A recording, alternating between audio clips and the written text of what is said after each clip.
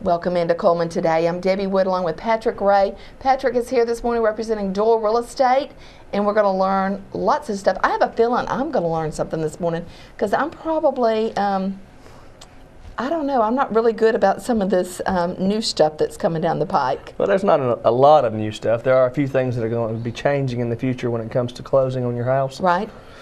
That I thought we'd talk about this morning. Okay. It's going to slow down the process a little bit, so that's something to keep in mind when you're putting a contract on a house. Mm-hmm. Typically in the past it's been 30 days. We may need to look at starting to bump that to 45 days because even with your typical loan, in the past when you got your HUD, right, the day of closing, which is a breakdown of all the charges and fees that you pay as a right, buyer or seller. Right. We could turn those around within a 24-hour time period. Mm-hmm. Well, they have passed some regulation now. It's already now bumped to 72 hours roughly, but we're going to be looking at probably in the near future 5 days for that HUD to be allowed for the mortgage company to look at it, look over it, and make sure it's like it's supposed to be before we can actually close. Okay. Where that's going to come in play is if you've got somebody, you know, they've been looking for a house, they were locked in with their interest rate. Right.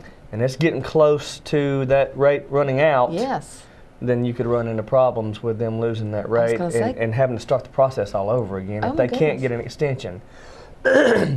Most places you're going to be able to get an extension, but if you're, you know, if you're getting into the extensions and each time you get an extension, it costs you money as a buyer. Sure. So, you know, if you're real close on the line where you need to be with your finances, these are things you need to know about and things that you need to look out for and talk to your real estate agent and your mortgage lender about. Right. Because you don't want to go over the line and then it's going to mess you up buying a house. Sure, so that's one of the things to look at, and it's going to be coming probably by the end of the summer. And do they typically just lock them in for 30 days, or is there ever a 45-day? Yeah, there are 45-day locks, but typically it's a 30-day lock, and then we do an extension if the lender needs to do that. So that's how it has been done in the past. They may change the way they do things with this coming now. I don't know. Right. It's just we'll have to wait and see what happens. Okay, yeah. All right. But, you know, once we do our contract and get everything, go through all those steps and all those hoops and get ready to close, well, you know, you know, what do we need to be looking for in order to protect our clients? Sure. Well, and what buyers and sellers need to look for are different things, too. Mm-hmm. If you're a seller, and we've talked about this a little bit, but I wanted to go a little more in depth today.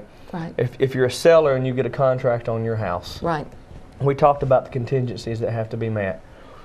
One thing that's going to be done is a home inspection on your home. Mm-hmm.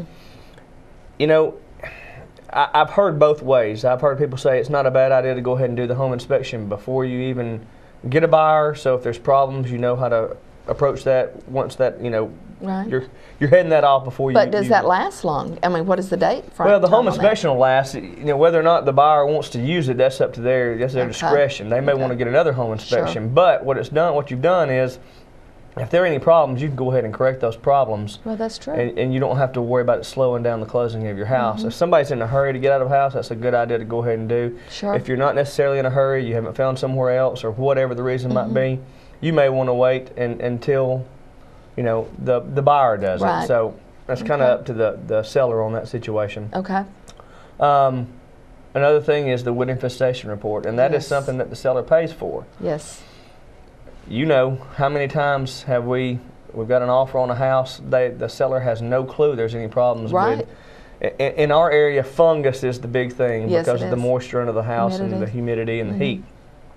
They have no clue. Right. We get that, and you know, typically it holds you up, and it can cause problems with a deal. Mm-hmm. You know, usually we don't see any damage done, but just that word strikes fear into people's hearts, and I understand that completely. If you can go ahead and head that off, then that's something you don't have to worry about. Right. You know, they're going to go in and put plastic under if there's not already a water barrier down, and then they'll treat the fungus that's on the floor joist under the house or anything like that. So that's one thing a seller can do to kind of speed up the process. Now, those only last about 60 days. Okay.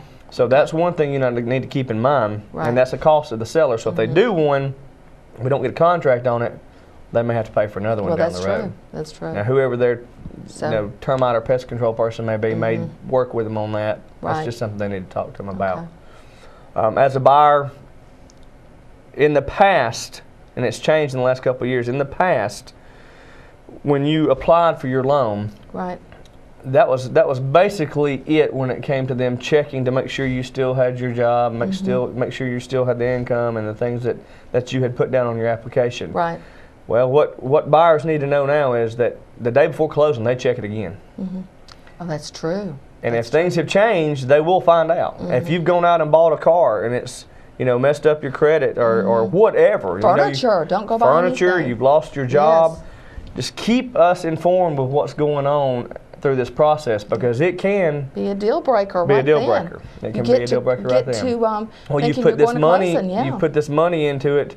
You've got appraisal fees. You've got flood certification fees. You've got all these fees, origination fees as a buyer. Right. And things change, and then you get to closing, and guess what? You're not going to close. You're not going to close. So not going to close. Those are a few of the things to kind of keep in mind as a buyer and seller as you're moving forward on closing. Exactly. Interest rates, do we have any idea? I haven't checked. They're basically still staying around where they're at, 4.25%, somewhere in that range for 30 years. Gone up a little bit. A little bit, but still at an excellent rate. They really are, aren't they? Excellent rate, yeah. I hear your dad saying, I hear Billy Joe talking about how 15, 20 years ago, how they were 15 and 16%. 17%. So, I mean, at 4, I mean, goodness, that is still good, isn't it? But that's excellent. I mean, even 5-6 years ago, we were looking at 6-7%. That's true. And we thought that was great. Well, that's true. And then we never would have thought. I remember asking you guys, "You think it'll go below 5?" And it did, and it went to 4, and then 3.5, and 3.25, didn't it? So anyway, maybe we'll still have some of those good rates. I hope over the next year. I hope so. And keep it going for everybody. I think it will. I think the rates are going to stay kind of where they're at. Okay, good. You're going to see the process slow down maybe a little bit. I know USDA loans for folks that are looking to buy, they're already starting to back up a little bit. They were 2 to 3 days turnaround. Now it's about 10. And as people are looking in the summer, that's going to continue to bump out. You can still get 0% down financing on your USDA loans, and so the opportunity is still a great time to buy a house if you're looking. If you're a first-time home buyer and you want to get in on a great deal like that, that's the way to go. Ask your realtor to check on the USDA loans for you, because they are excellent for, I think, for a first-time home buyer or for anybody. So there's a little cap on your salary. Is it 75? I think for 2 of you. And 0 down, like Patrick said, and interest rates are great, so you can afford to buy a house. All right, give us a call at Doyle Real Estate, 256-739-1444. We'd love to hear from you. Patrick's number is 256-708-1872. Absolutely. My number, 256-338-7234. You have a blessed day, and we'll see you.